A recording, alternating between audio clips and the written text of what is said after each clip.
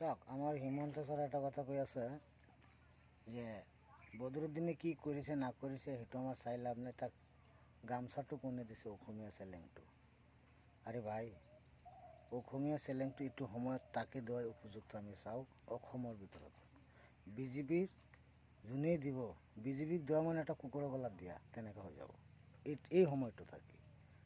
তোমাৰ চৰকাৰ, তুমি হিন্দু, সিহঁতেও হিন্দু, তাততো মুছলিম কেইটা ন? 100 ভিতৰত 2% 3% হ'ব না, এইটো বিশ্বাস আছে নে নাই নাজানো। পূৰা আমাৰ হিন্দু মানুহে, হিন্দু বাহিৰতে, তুমিতো হিন্দু, ইমান দিনটো তুমি হিন্দু হিন্দু চৰকাৰে কৰিলা, বদৰুদ্দিন আহিলে এন হ'ব তেন হ'ব এন হ'ব। আৰু বা এতিয়াতো তুমি পাৱাৰতে আছা, কি কৰি আছা? মানুহ মৰিলে কৰিবা জানো? হা, সেই ইলেক্ট্ৰনিকৰ পৰা খোৱা দিছা, মই চালোঁ নেটত, কুকুৰতো নাখাব, পানীত পৰিছে। আৰু বদৰুদ্দিনে তেনেকৈ দিয়া নাই নহয়, তাৰ নিজেৰ পুৰা টিম সিম লৈ কি মানৱতাৰ নিচিনা দি আছে, চাই ইমান ভাল লাগি আছে।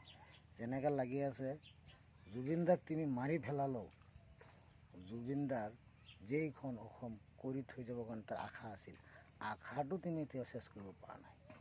আশাটো এতিয়াও আছে আমাৰ অসমীয়াৰ ভিতৰত, আমি অসমীয়া, চিলঞ্জীয়া অসমীয়া, আশাটো এতিয়াও আছে।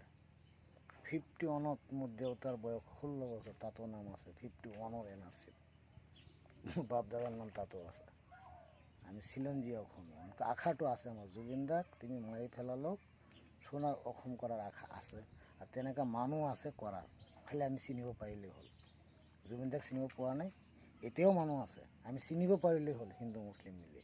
নহ'লে আকৌ জুবিন দাৰ নিচিনা হিন্দু মুছলিম মিলিহে কান্দিব লাগিব, তেতিয়া কান্দিলে আৰু লাভ নাই।